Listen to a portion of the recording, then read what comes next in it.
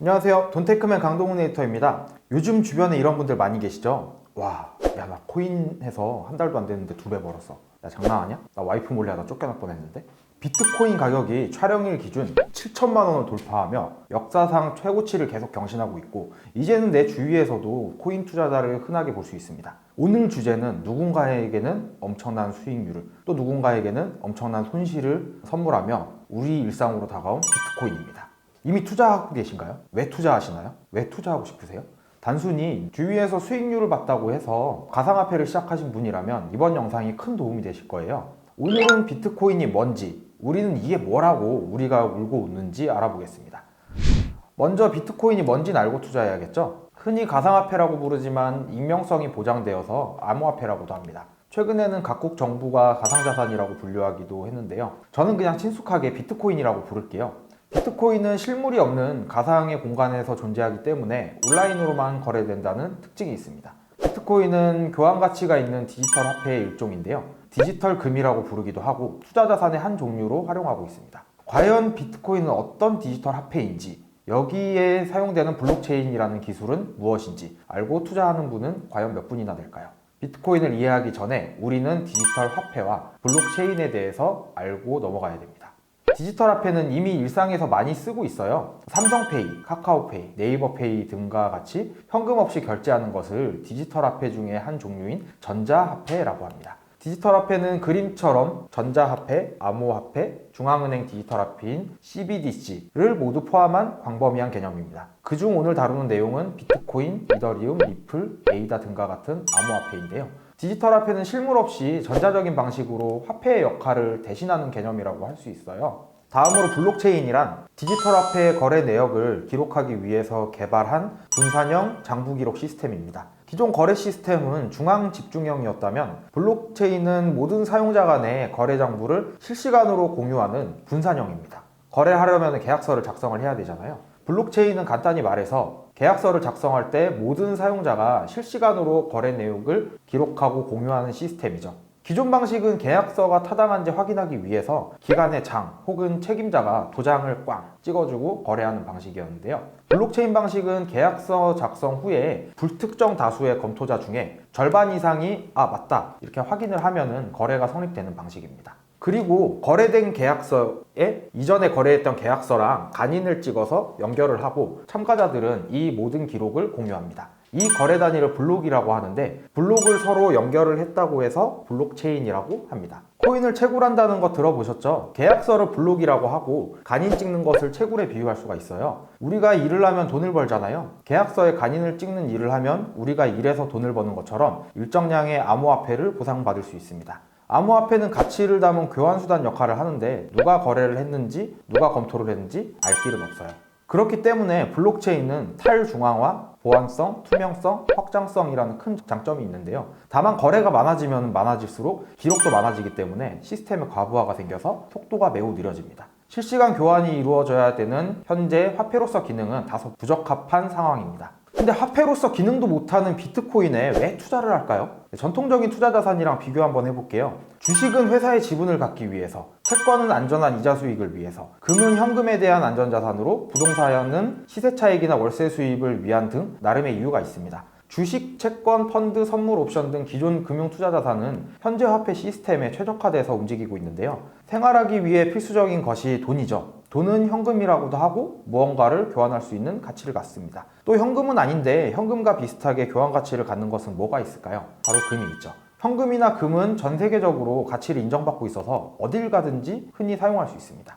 저글링을 한다고 가정을 해볼게요. 현재 화폐의 중심인 달러와 현금에 대한 안전자산인 금이 왔다 갔다 하다가 이제는 가상의 돈인 비트코인이 달러와 금과 같이 이 사이에 끼게 된 것이죠. 이처럼 교환 가치를 갖는 현금이나 금처럼 비트코인 또한 투자 자산의 가치를 느끼는 사람이 많아졌기 때문에 현금으로 환산할 때의 가격이 지속적으로 증가하고 있는 추세입니다. 앞으로 비트코인의 미래는 어떻게 될까요? 1억 비트코인의 시대는 올까요? 그것은 정확히 알 수는 없어요. 수요와 공급 법칙 같이 가치를 느끼는 사람이 꾸준히 투자를 한다면 계속 올라가겠죠. 그저 시대의 흐름을 충실히 쫓아서 미래를 전망해보는 수밖에 없습니다.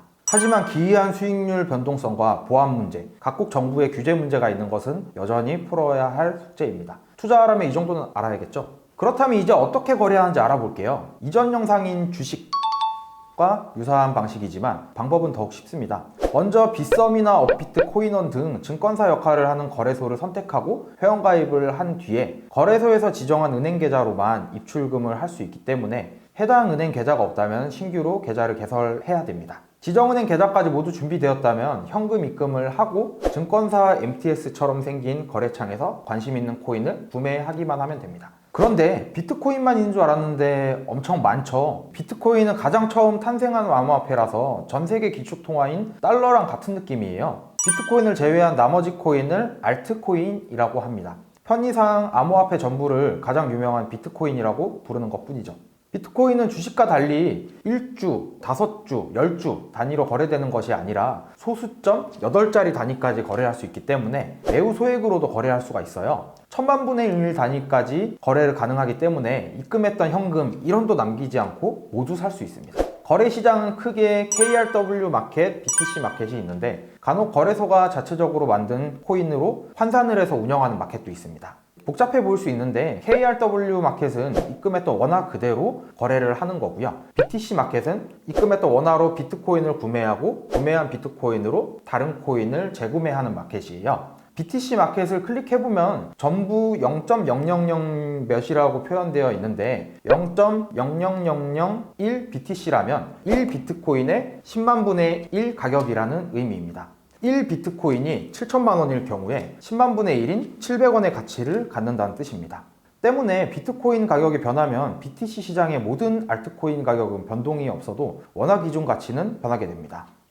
이거 뭐랑 좀 비슷하죠? 미국 주식을 샀을 때 주식 가격은 그대로여도 환율이 변하면은 가격이 변하는 것처럼 BTC 마켓도 똑같습니다. 이 개념을 환노출이라고 해요. 미국 주식처럼 BTC 마켓 기축통화인 비트코인 가격이 내려가면은 모든 알트코인 가격이 내려가는 이유이고 또 올라가면은 모든 알트코인의 원화 기준 가치가 올라가는 개념입니다. 가장 중요한 특징, 비트코인은 월화수목금토일 24시간 모두 거래를 할 수 있어요. 항상 시장이 열려 있어서 낮에나 밤에나 새벽이나 모든 시간에 거래 가능합니다. 가상화폐를 거래할 때도 증권사에서 주식이나 펀드 매매 시에 발생하는 수수료나 세금과 같은 비용이 똑같이 발생해요. 간혹 팔 때만 수수료가 발생한다고 생각하시는 분도 계신데 매수할 때, 매도할 때 각각 수수료가 발생하고 출금 시에도 수수료가 발생하니까 알고 계셔야 됩니다. 현재 시세 차익에 대한 세금은 없는데 머지않아 양도소득세가 부과될 예정이에요. 여기서 이번 영상의 키포인트, 이 정도는 생각해보고 투자해야 됩니다. 그렇지 않다면 세력들의 희생양이 되거나 견디기 힘든 공포심으로 패닉셀을 할 게 뻔하거든요. 새빨간 상승장에서는 높은 수익률로 친구들 사이에서 아이언맨이 되는가 하면 한강물처럼 생긴 무시무시한 파란색, 하락장에서는 인생이 끝났다는 엄청난 패배감을 느끼게 됩니다. 왜 이런 감정을 느끼는 것이냐? 몇 가지 생각해볼 메시지를 드릴게요. 첫 번째, 분위기 때문인지 아니면 확신이 있어서인지 생각해 볼 것.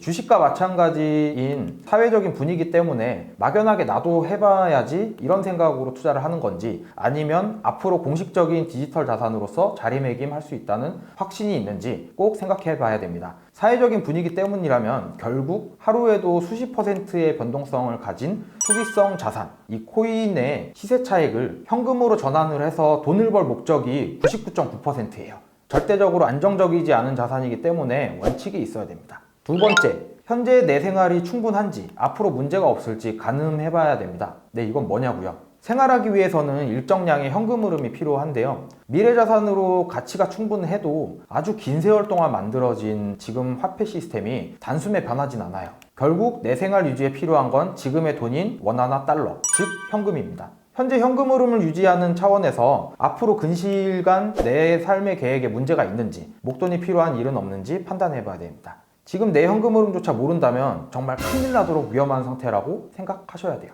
혹 당장은 괜찮아도 금전적인 문제가 생겼다면 비트코인이 올라가도 팔아야 되고 내려가도 팔아야 되고 미래자산으로서 확신이 있어도 결국 내 삶을 위해서 무조건 팔아야 됩니다. 세 번째, 몰빵 금지. 모든 자산을 비트코인에 몰아서 두거나 코인 투자를 하더라도 한 개의 코인에 몰아서 두는 일은 없어야 됩니다. 정말로 한강물온도 재는 것이 남의 일이 아니게 돼요. 네 번째, 노약자 및 임산부 및 심장이 약한 분들은 절대로 하지 않기. 앞서 설명드렸듯이 코인 시장은 주식과 다르게 장 마감 시간이 없어요. 주말도 없이 24시간 돌아가기 때문이에요. 쉬는 시간이라면 뭐 거래소 점검 시간 정도 되겠네요. 소액이랑 관계없는데 규모 있는 액수에 투자를 하게 되면은 가장 먼저 잠을 못 자요. 밤이나 낮이나 새벽이나 계속 장은 열려 있어서 또 자다가 새벽에 호가창을 확인한 순간 마이너스 30%가 되어 있다면 그날 잠도 다 잔 겁니다. 반대로 플러스 30%가 될 수도 있는데 보통 마이너스에 엄청난 심리적인 영향을 받거든요. 본 4가지 기준을 삼아서 충분히 고민을 해보고 비트코인 시장에 진출하시길 바랍니다.